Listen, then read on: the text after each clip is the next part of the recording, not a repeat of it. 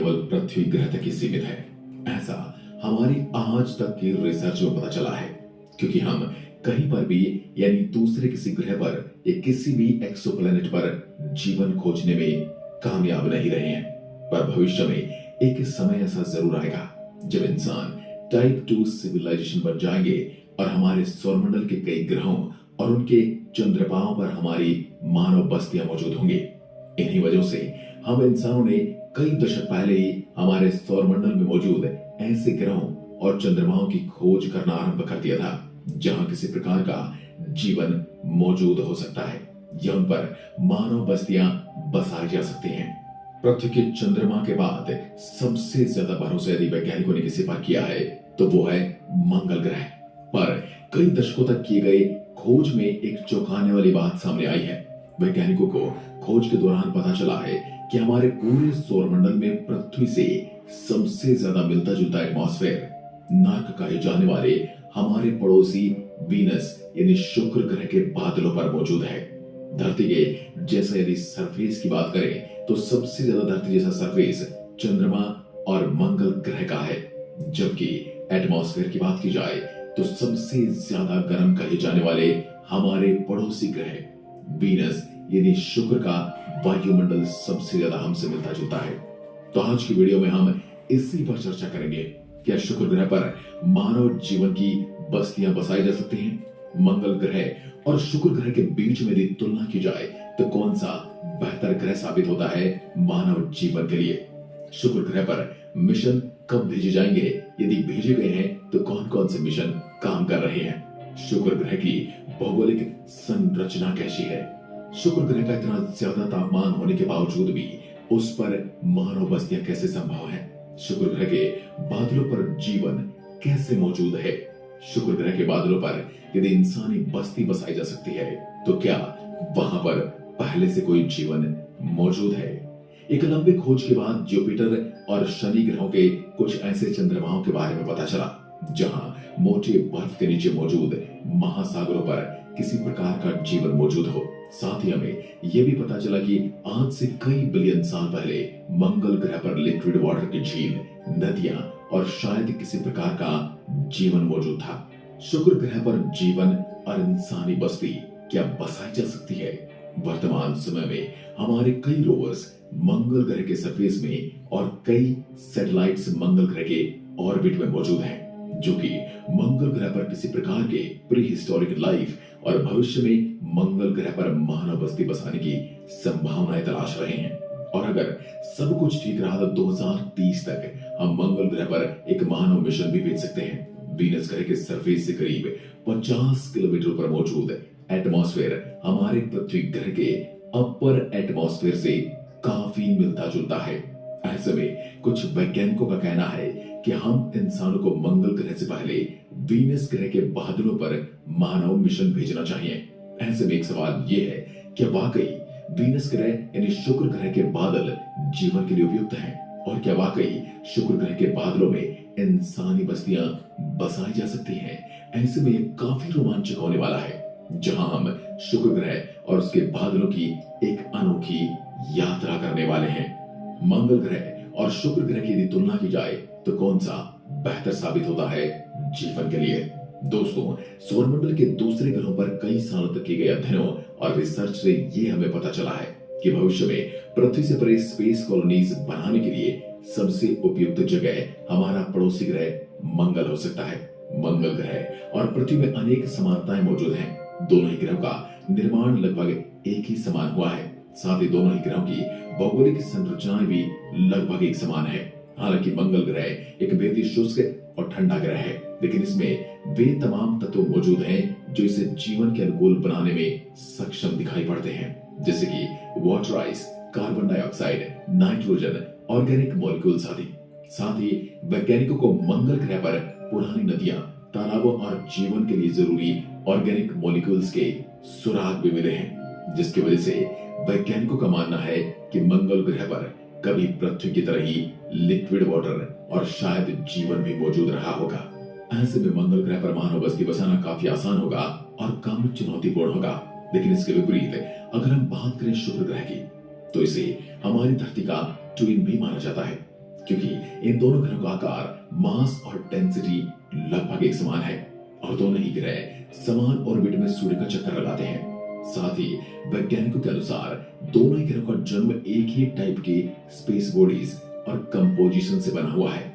लेकिन क्या आपने कभी सोचा कि मंगल ग्रह, जो कि वीनस ग्रह की तुलना में हमसे करीब 3 गुना ज्यादा दूर मौजूद है, हम उस पर तो इंसान को भेजने की, मानव बस्ती बसाने की बात करते हैं, लेकिन वीनस ग्रह, जो कि हमारी धरती के सबसे करीब मौजूद है और धरती का ट्विन भी कहा जाता है, हम उस ग्रह पर जाने और वहां मानव बस्ती बसाने के बारे में क्यों नहीं सोच रहे? दोस्तों, ऐसा ही कुछ 20वीं सदी के शुरुआती दशक में धरती पर मौजूद वैज्ञानिकों को लगता था। शुरू में वैज्ञानिकों की सोच थी कि पृथ्वी की तरह शुक्र ग्रह पर भी जीवन मौजूद हो सकता है या वह जीवन के अनुकूल परिस्थितियां मौजूद हो सकती हैं। मगर जब 1960 और 70 के दशक में इस ग्रह पर कई अंतरिक्ष मिशन भेजे गए और इस ग्रह पर नजदीक से अध्ययन किया गया, तो उन्हें पता चला कि भले ही पृथ्वी और शुक्र का इतिहास एक समान रहा हो, पर दोनों ही ग्रहों का वर्तमान बिल्कुल अलग है।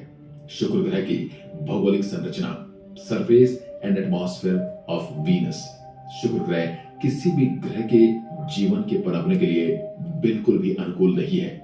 इसका एटमॉस्फेयर बेहद ही डेंस कार्बन डाइऑक्साइड से घिरा है। यहाँ सल्फ्यूरिक एसिड की बारिश होती है, जिसकी वजह से इसकी सतह का तापमान तकरीबन 480 डिग्री सेल्सियस तक चला जाता है, जो इसे सौरमंडल का सबसे गर्म ग्रह बनाता है। बेहद ही डेंस एटमॉस्फेयर के कारण इसकी सतह का दबाव पृथ्वी की सतह से करीब 90 गुना ज्यादा है। साथ ही इस ग्रह पर कई और ऐसी चीजें मौजूद हैं जो कि इस ग्रह को एक नर्क के समान जगह बनाती हैं। यानी कि वीनस ग्रह के सरफेस पर मानव बस्ती बसाने की कल्पना तो छोड़िए, हम वीनस ग्रह पर जीवित लैंड भी नहीं कर सकते। इतना सब होने के बावजूद वीनस यानी शुक्र ग्रह के पास कई ऐसी चीजें मौजूद हैं जो कि मंगल ग्रह के पास नहीं है, जिसमें सबसे पहला फैक्टर है सनलाइट। जब भी हम किसी दूसरे ग्रह या उसके चंद्रमा पर मानव कॉलोनी बसाने के सपने देखते हैं, तो ग्रह तक जाने और वहां मानव बस्ती बसाने के लिए बेहद ही ज्यादा जरूरी मात्रा में एनर्जी की आवश्यकता पड़ती है।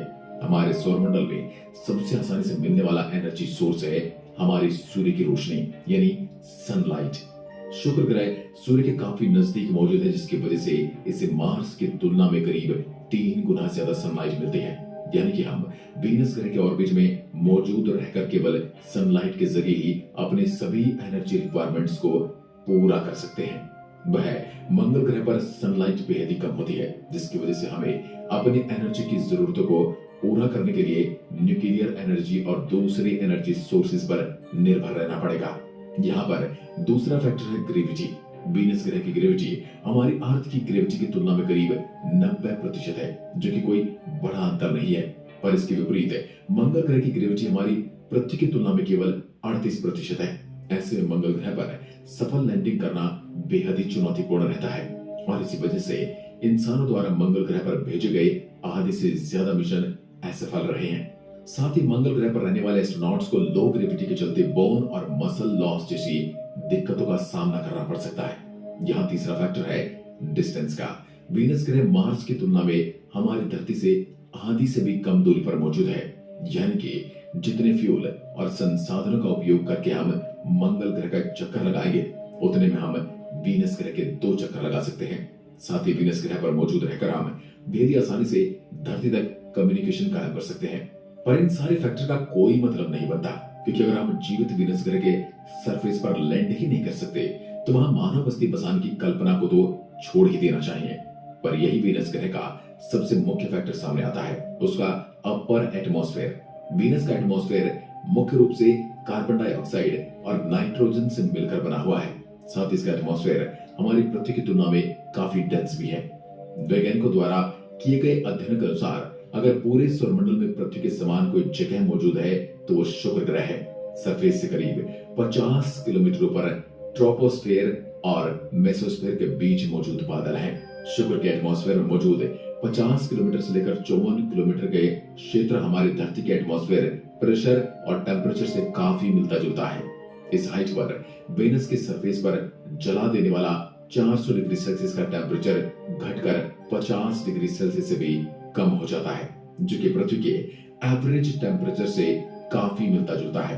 साथ ही यहाँ का एटमॉस्फेयर प्रेशर घटकर एक स्टैंडर्ड एटमॉस्फेयर पर पहुंच जाता है, यानी हमारी धरती के एटमॉस्फेयर प्रेशर के समान। वह इसके एटमॉस्फेयर में भरपूर मात्रा में कार्बन, हाइड्रोजन, ऑक्सीजन, नाइट्रोजन और सल्फर जैसे एलिमेंट्स मौजूद हैं, जो कि हमारे ह्यूमन लाइफ और एग्रीकल्चर के सभी जरूरतों को पूरा करने के लिए सक्षम है। इसके अलावा वीनस ग्रह का डेंस एटमॉस्फेयर सूरज और दूसरे तारों से आने वाले खतरनाक अल्ट्रावायलेट रेज से रक्षा करता है, जो कि किसी प्रकार के जीवन के पनपने के लिए काफी महत्वपूर्ण है। यानी सीधी भाषा में कहा जाए तो ये जगह हमारे पूरे सौरमंडल में धरती से पूरे जीवन के लिए उपयुक्त सबसे उपयुक्त जगहों में से एक है। शुक्र ग्रह के बादलों पर यदि इंसानी बस्तियां कैसे बसाई जाएंगी, यानी floating CTs on Venus clouds. ऐसे में धरती पर मौजूद कुछ वैज्ञानिकों ने वीनस ग्रह के सरफेस से लगभग 50 किलोमीटर ऊपर एक फ्लोटिंग कॉलोनी की कल्पना की है। ये फ्लोटिंग कॉलोनी मुख्य रूप से एक विशाल बलून होगा, जिसमें नाइट्रोजन और जीवन के लिए जरूरी ऑक्सीजन गैसें मौजूद होंगी, क्योंकि ये गैस कार्बन डाइऑक्साइड की तुलना में काफी हल्की होती है, जिसकी वजह से बिना कोई फ्यूल खत्म किए हम वीनस ग्रह के बादलों में तैर सकते हैं। साथ ही वीनस ग्रह के एटमॉस्फेयर में ह्यूमन लाइफ और एग्रीकल्चर को सपोर्ट करने लायक भी एलिमेंट्स मौजूद हैं। पर इसके बावजूद भी आपको स्पेशल सूट के साथ ही अपने एयरक्राफ्ट से बाहर निकलना होगा, क्योंकि यहाँ मौजूद जहरीली गैस केवल मिनटों में ही आपका काम तमाम कर सकती है। अमेरिकी स्पेस एजेंसी नासा ने हवाक यानी high altitude Venus operational concept के नाम से एक फिजिबिलिटी मिशन पर काम करना शुरू किया है। इसके अंतर्गत नासा वीनस ग्रह पर एक तरह का फ्लोटिंग बलून भेजने की योजना पर काम कर रही है। शुरू में इन स्पेशल एयर बलून्स के जरिए रोबोट्स को वीनस ग्रह के बादलों में भेजा जाएगा। वहां भी कुछ महीने तक रहकर जरूरी डेटा और जानकारियां जुटाएंगे, जिनका उपयोग करते हुए भविष्य में मानव मिशन के अंतर्गत इंसानों को वीनस ग्रह के बादलों पर भेजा जाएगा। और अगर यह मिशन पूरी तरह सफल रहा तो वह दिन दूर नहीं जब वीनस ग्रह के बादलों पर एक पूरी इंसान। ऐसे वीडियो देखने के लिए चैनल को लाइक, शेयर एंड सब्सक्राइब करें और कमेंट्स करें।